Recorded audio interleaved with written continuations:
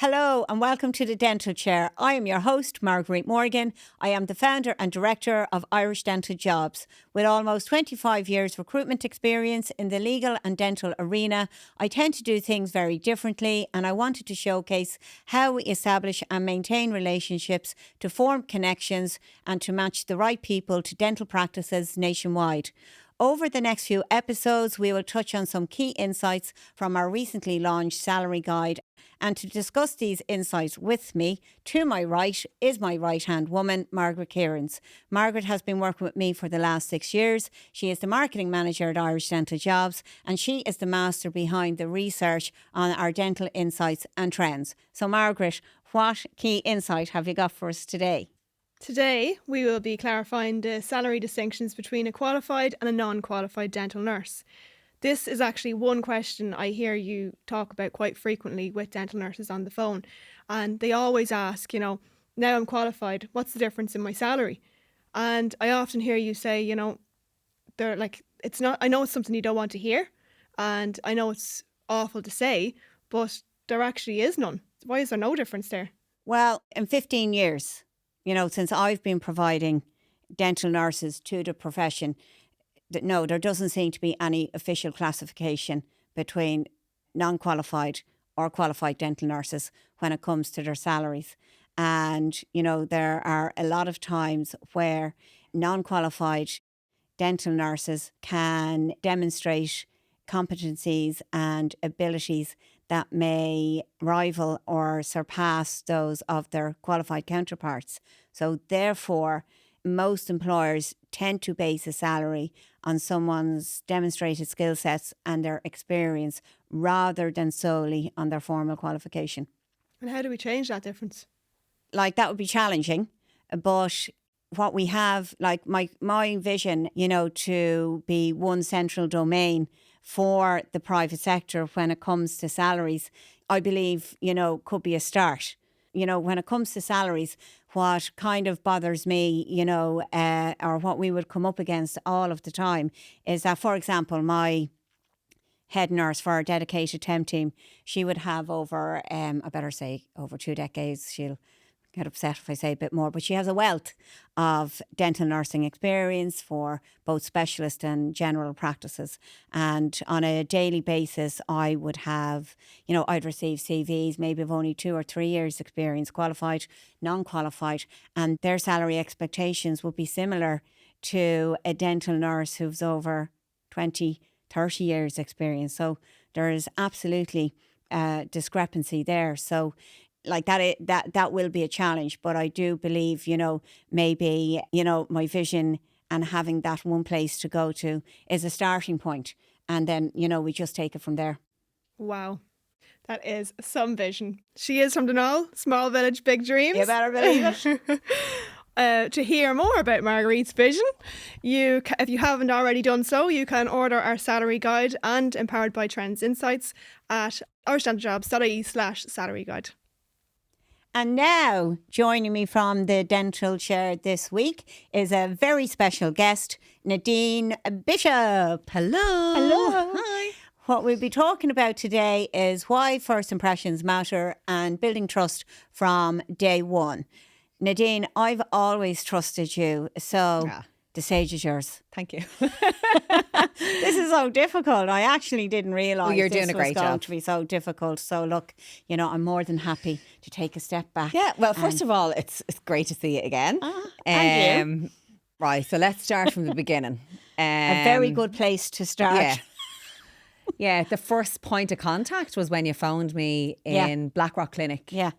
I had been there for a few years at that stage. And as soon as I picked up the phone, I knew, I actually want to listen to what she has to say, because I could hear that you believed in yourself and you believed in the product that you were selling. Your people matter saying it just resonated with me. I was like, I want to listen to more of what she has to say. And, the dental practices are so busy that you don't get enough time to be speaking to sales reps, but you weren't like the other sales reps. You But weren't. I'll never. You weren't rehearsed. You were very natural, and I knew I'd say, you were a I'd say genuine I was person. like a bunny rabbit on Duracell, to be honest, because You still are. Uh, But I remember calling you because when I was in the process of setting up Irish dental jobs, Yeah. I was calling everybody one by one. I've put Yeah. every single person up there myself, and it's funny because the majority of practices that I would call, because I was looking to find out who the practice owner was, if you have an email address, blah, Yeah. blah, blah.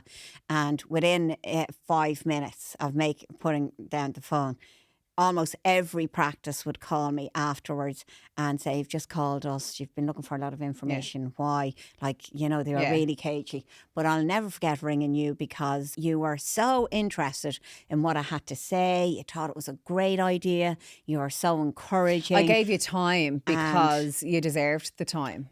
You said, no, you do, and you still do deserve my time. But yeah, like my career started 20 years ago. And I started in a practice in Bray for Dr. Katrina Begley, who is one hell of a dentist. She's fantastic. Well, you've always said Yeah. when you started working for me, but we'll come to that later on. Like I always remember you saying, saying it nurse, to Katrina Begley, you're she the nurse, prepped you me, arched and today I because was of- the nurse that I was. I haven't worked for 6 years now. Kids came along, and a husband. But yeah. When I worked as a nurse, and I will say it, I was a great nurse, but I was a great nurse because I had a great teacher, and that was Katrina Begley. And I worked with her for 2-3 years in a practice in Bray, and then she bought her own practice. And I was sad to leave her, but these things happen. A new chapter opened then, and my next employment was with John O'Grady, the late John O'Grady. great John O'Grady. He was, one of the best. How long did you work for John? I worked for You worked for John, him a long time. Yeah, nearly 10 years. Yeah. And I started with John. I remember the interview I had with John. I went in with pink hair, bright pink hair. I had a lip piercing. And I didn't even take it out before I went in. Like, I don't know what I was thinking. But he accepted what was behind the pink hair and the lip piercing. And he listened to me. And I feel like you're exactly like that. You listened to me when I was talking to you. But people, as you say, people matter, your motto.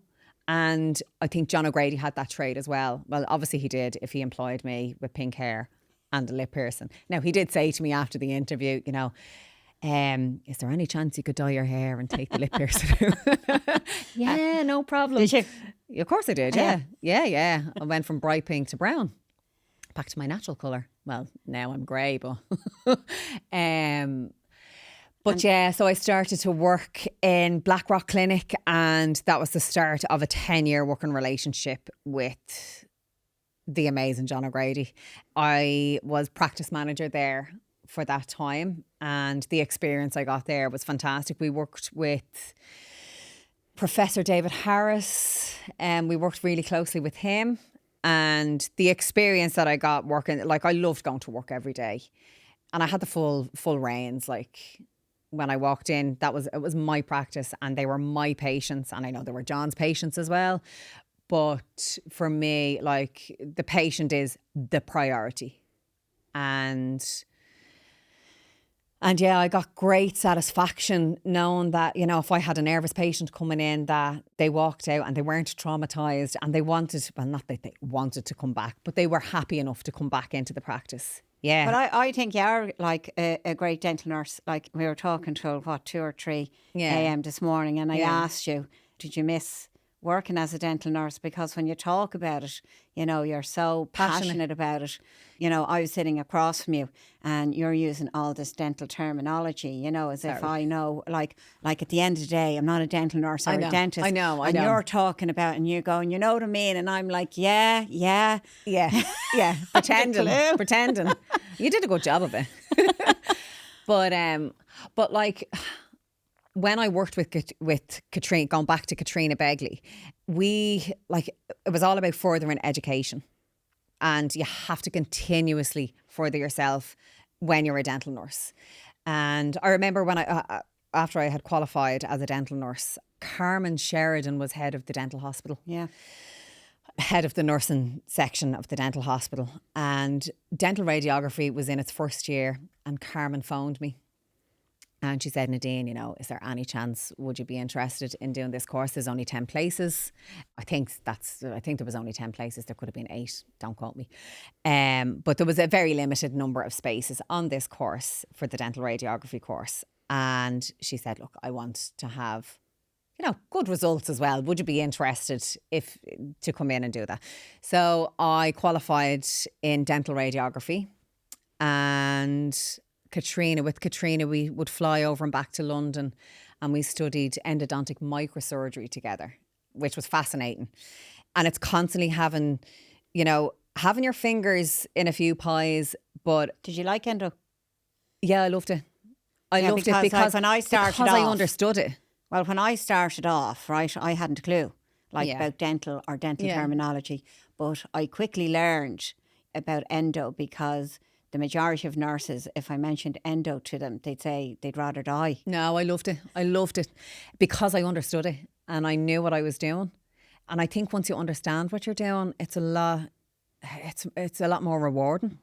And you're very interested, you're interested in dentistry, Yeah. You're passionate about it. Yeah, But dentistry evolves. It comes across all the time. Yeah, and you have to go with the times, and you have to re-educate yourself the whole time. It's a constant. You don't just leave college and that's it. You're done.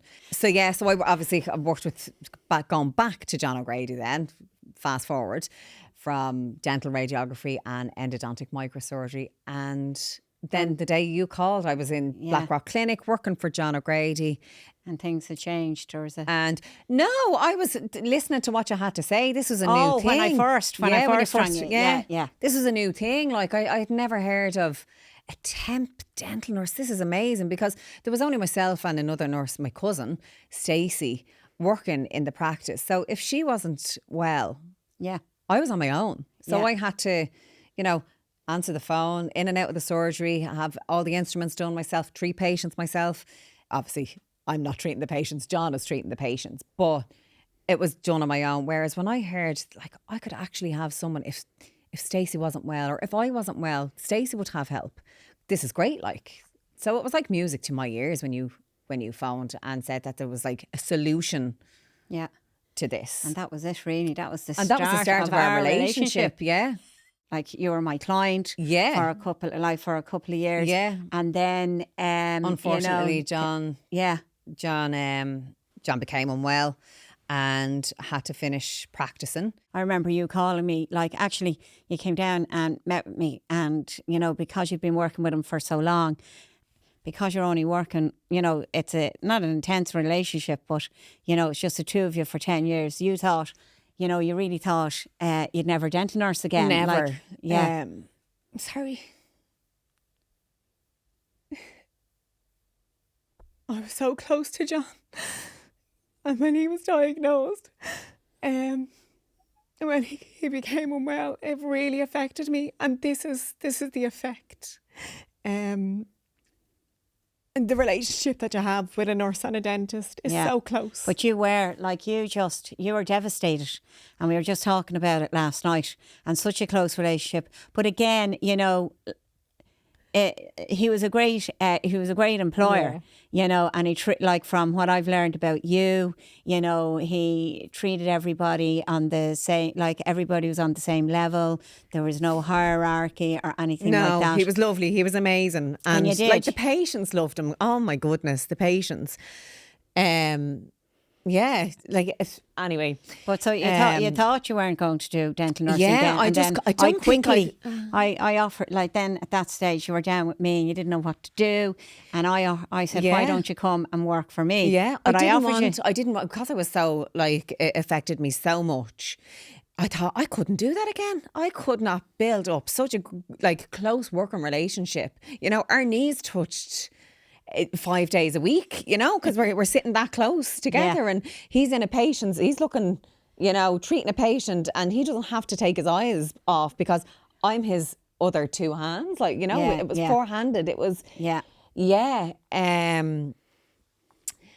so I thought, no, that's it. God, I couldn't do that again. Build up such a loyal, and like it takes time as well, working relationship. And then that's when you came in and you were like, oh, please, Nadine, you know, and you didn't even know like what type of a nurse I was. Obviously, you got but that's obvious from like speaking with you and all that. And it's your personality as well. Like your personality, like would suit me. So like it would have been as a pity. crazy as you. It would have been. No, you're crazier. It would have been a pity for you to leave dental. So I had this idea: why don't you come with me and work in the office and be an in-house emergency nurse? And I remember a lot of my clients going, "What's an in-house emergency nurse?" So basically, you were working in the office, you know, doing the recruitment, but you were not really getting much done because not we getting never much done stopped because we never got a talking. tap done because we never stopped talking. Like you'd come in and I'd say I'd have loads of ideas, you know, so that we wouldn't talk to each other for 2 hours. And I go, right, you come in today, and like if you just don't talk to me, or you go into the kitchen, or you do whatever, and you were like, you mad? Like that's never going to happen. We never got a tap done. But going back to the in-house emergency nurse, so that you're working mainly in-house, but if a role was called in on the day, because if we get a role called in the day, even with my team of dedicated temp nurses, you know, it takes time before someone goes in. So it was to solve a problem for the day. So at least then you could be on your way into work, or you could be in the office and you'd go. Or if it was a new client, you were the number one nurse to go out, so you could pass on that information to other temporary nurses. But you know, as you slowly started to go back out temping again, you started to love it again. Absolutely. And then, you know, you went back. I have to say, like, the experience that I had temping, like, I went from a general practice, and don't get me wrong, like we did implants and obviously endo, and I remember you placing me into a practice and we had to fit an obturator. And I remember thinking, what? Because I saw it. So an obturator, a patient had... Say, what is that? So a patient had a tumour on his palate. So he had to have his whole palate removed, basically, and he had no nose. So we had to, like, take impressions, fit the obturator, and give him a face again. I would never have got that opportunity just in a day-to-day general practice. And ortho as well. You sent me out to ortho specialists, periodontists. You know, I remember there's like how detailed a periodontist did their work. Whereas I was very used to, doing perio charting. But the dentist every 6 months, okay, let's do a perio charting. Whereas the detail a periodontist, a specialist, goes into, that experience that I took from that was just, it's second to none. And you don't know what tomorrow was going to bring and where you were going to send me. And if I didn't want to work the following week, you know, when I fell in love with the thing is, with you learn about people's personalities. So, you know, you really got into the temping side of things, because when the sun came out, so did Nadine. Like, you're gone. Well, when the sun comes out, so do I. Yeah. You know, like, but you do. But, and that's what temping offers you as well. You work to suit your own lifestyle. It's amazing. And then you were working with me for years, and then after being single for 100 years, you went out one day, like happy, you know, because like anyone who's on my dedicated temp team, like they're so important to me. Yeah. But secondly, I remember telling you, what? That you're, oh my God, I've fallen in love. Yeah. He's so from after being single for 100 years, you know, you go out one day, you know, to some rugby match or something. I know it was Quins. I think Quins are closed now. It was Quins. And the next minute you come back and you say, I'm moving to the UK now. And like within 2 or 3 weeks, you were gone, you were married, you had kids, the whole shebang. Yeah. I remember telling you, you know, I've fallen in love and he's from London, and you know, there's a possibility that I'm actually going to move to London. And you're, what? He's not that special, is he? No, but seriously, like if any of my dedicated temp team, like where now on a once in a blue moon, their requirements might change, that they might be looking for permanent or whatever, or like if anyone like you, like if they leave, like that's something I never get over. Like I cry forever, but.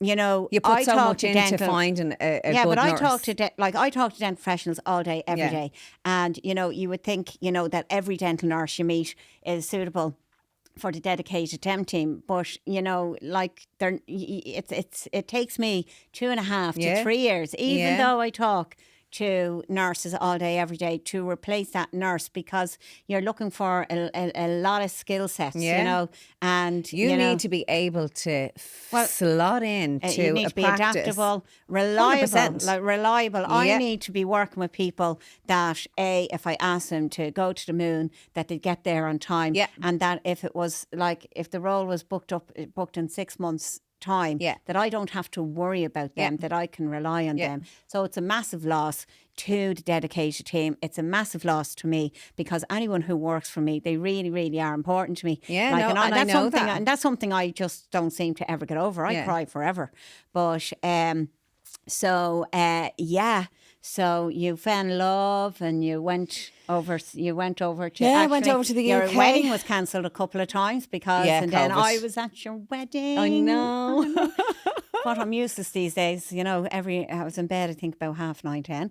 Yeah, but well, you anyway, did a good job at my wedding now. You stayed up till probably 12 o'clock, Cinderella. I think 9:30, 10, Nadine. Oh, was it? Yeah, I couldn't. I was 9:30, 10. Right, okay. Like, but yeah, that's what that's the relationship that I formed with you. Like the trust, getting back to like trust.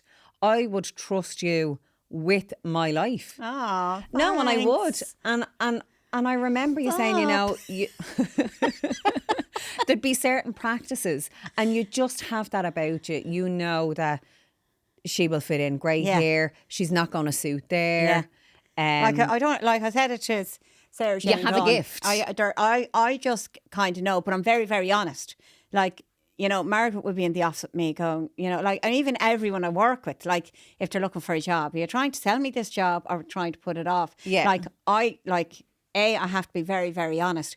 And I don't know what it is. I just know where people are suited to. And that's a skill. Like you can't...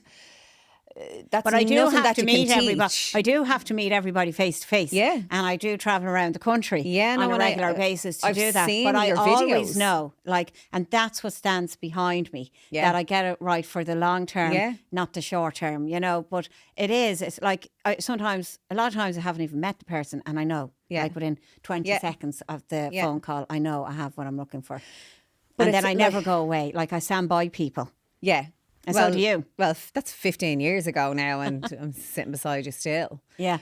But for me, with you, you put everyone first. You know, it's like you go above and beyond all the time for everyone. No, you do, Marguerite. Like, and I don't think you give yourself enough credit. And I think that dentists, you know, when they're getting a temp nurse, they think that it's an easy job just to find a nurse who would go in for a day and who would suit their practice. Like they have no clue of the work and the research that goes in behind the scenes that you do to get that fit and to get that, like, you're unique in what you do. Oh, thanks. I am unique. Well, I know. And, you know, like, and then just to, you know, change, like, just, you know, get away from dental completely. Like, little would you know, sitting across from me now, that, you know, life changed for you. Yeah. Like 3 years ago. Yeah. You know. Yeah.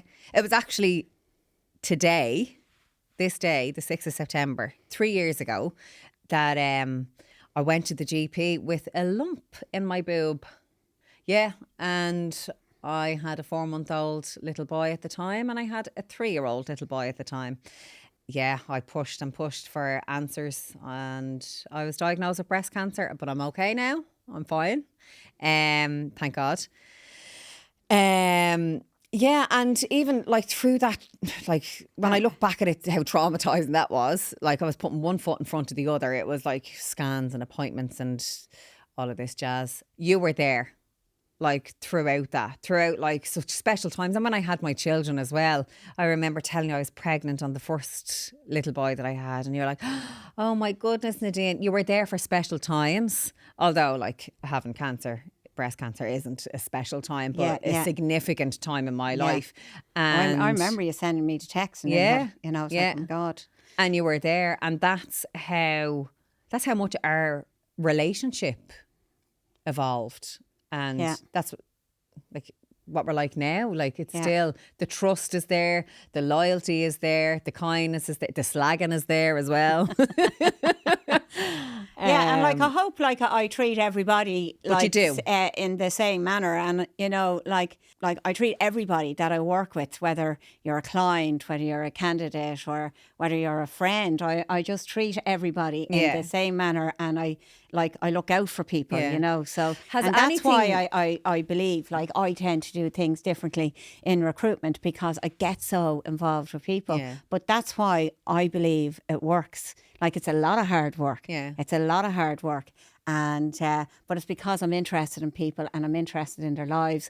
And you know, you invest your whole self. And I don't like to see, and like I can relate to how most people feel, because throughout life I have felt that, but I never had anybody. And I had to feel it on my own and deal with it on my own. So, but I think know I want to stand by those people. And I stick with them. I've met so many people like in dental who like were in a really bad place or whatever. And, you know, I stick with people like that, and I encourage them and I support them. But I don't think you do that for other people, but you don't do that for yourself. You don't do that for yourself. No, you don't give yourself half enough credit that you should do.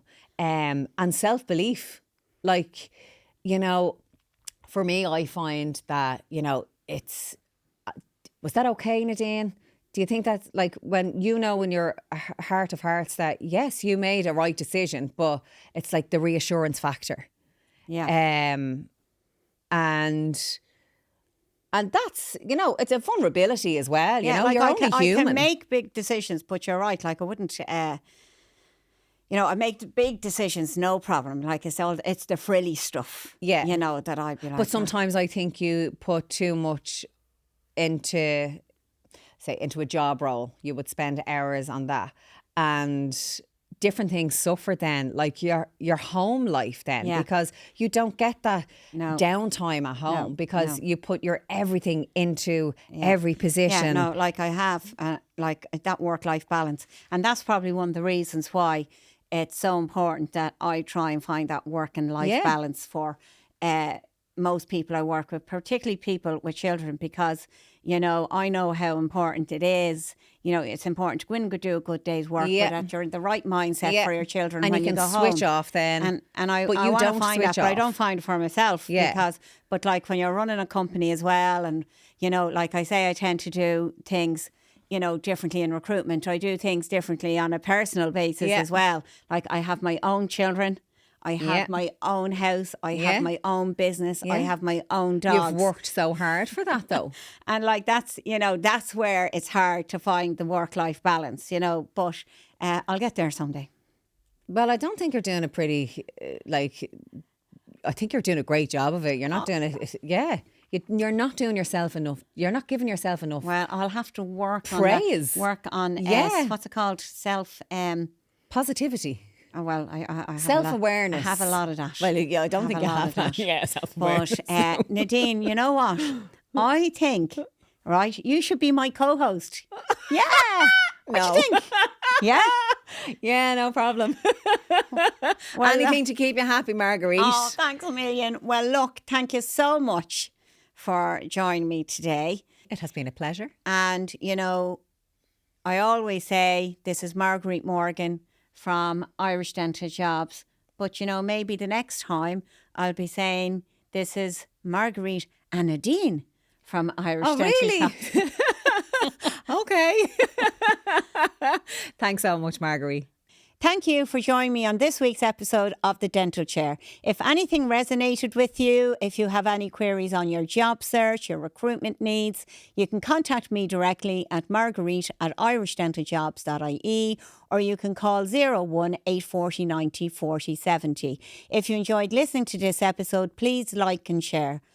Until the next time, this is Marguerite from Irish Dental Jobs reminding you that people matter. Slán agus beannacht.